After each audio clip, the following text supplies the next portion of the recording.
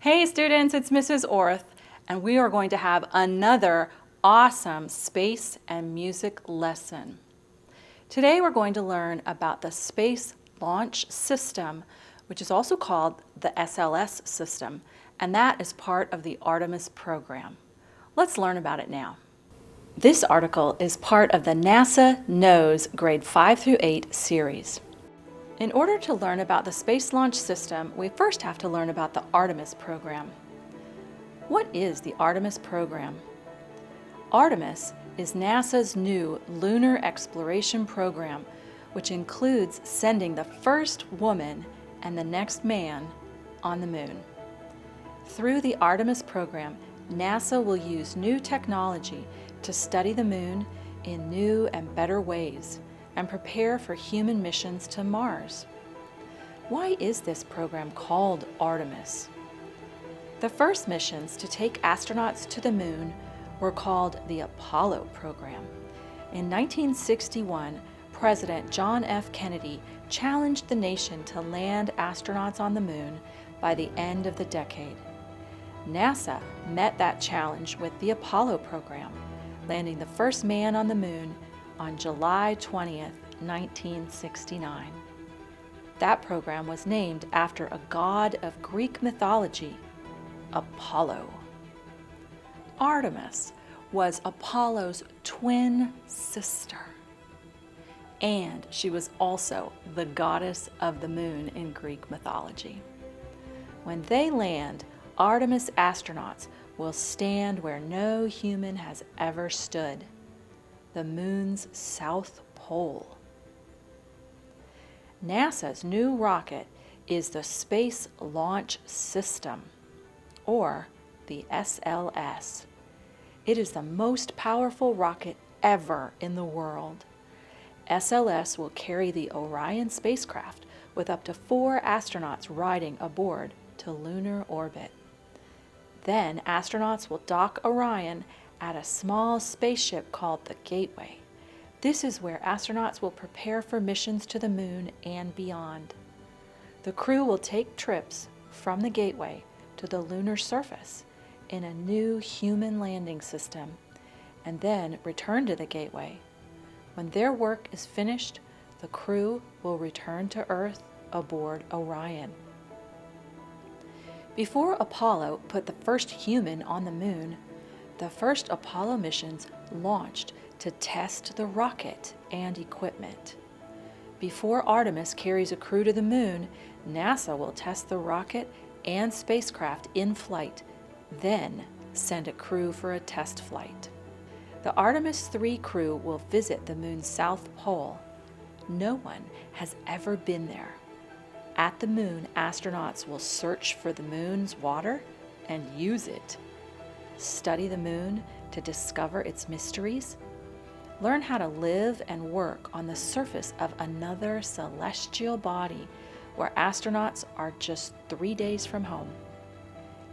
And they will test the technologies we need before sending astronauts on missions to Mars, which can take up to 3 years round trip. The moon is a good place to learn new science. When astronauts study new places on the lunar surface, NASA will learn more about the moon, Earth, and even the sun. The moon is a test bed for Mars. A test bed is a place to prove that a technology or idea will work.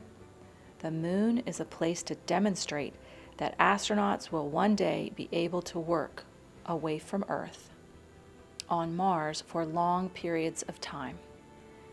The first missions to the moon required NASA to develop new technology. Many of those technologies have been made into items people use on Earth in their everyday lives. NASA is working with businesses and companies to create new technology for Artemis missions.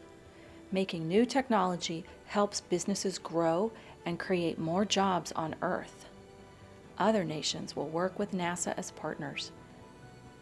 Just as partners work together on the International Space Station, people will work on the Artemis mission to bring the world together for a mission to Earth's nearest neighbor, in space. All right, are you ready to look at your music for a space launch system? We have 8 measures. Check at the beginning, 4/4 time. That means 4 beats to a measure, and a quarter note gets 1 beat. Here's our single solitary quarter note, and there's a repeat sign. You always want to check the ending and make sure there's no surprises. So here we go. Half note, hold that whole note. Half note, hold that whole note. Half note, hold that whole note. Ta, rest. Half note, hold that whole note.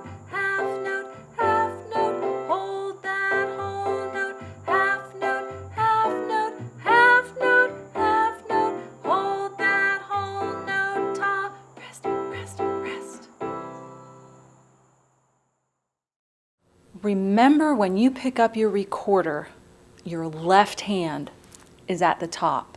Now, this is your left hand. See this? L. It looks like an L.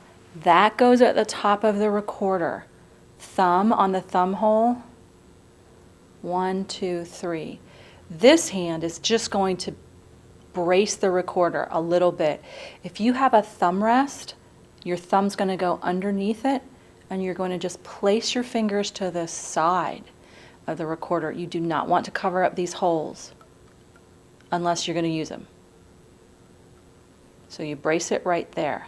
And your hands need to be comfortable, and I don't want your hands to be scrunched up. I want it sort of open and loose, and when you play, blow softly.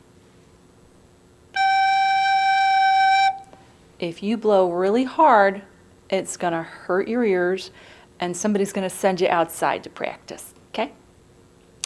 So you want to blow softly, and you also want to make sure that you cover the holes completely with the soft, fleshy parts of your fingertips. So can you see those little places? I'm going to press really hard so that they'll show up. See where those are? That's where I'm covering the holes on my recorder. I'm not using my fingertips. I'm not playing like this. You can't seal the holes if your fingers are up like that. They need to be kind of flat across the holes, okay? And you want to blow softly with a very loose mouth, like this. And you use your tongue to separate the notes, like this. Or you can say, do, do, do. All right? You don't want to articulate the notes by blowing and opening your mouth like this. That is incorrect. I'm making that separation with my tongue.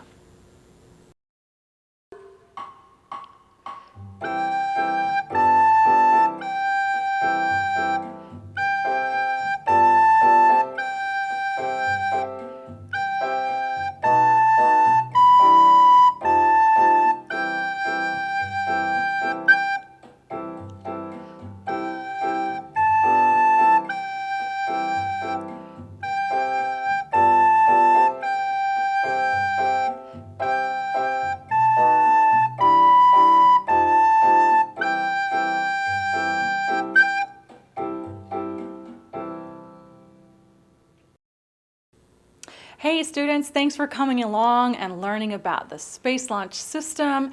Now you can talk with all your lingo and talk about the SLS, and you'll know all about it and the Artemis program, and you are part of the Artemis generation. Make sure that you ask your teacher, your parent, or guardian to help you safely navigate the internet as you look up and research more about this awesome program with NASA.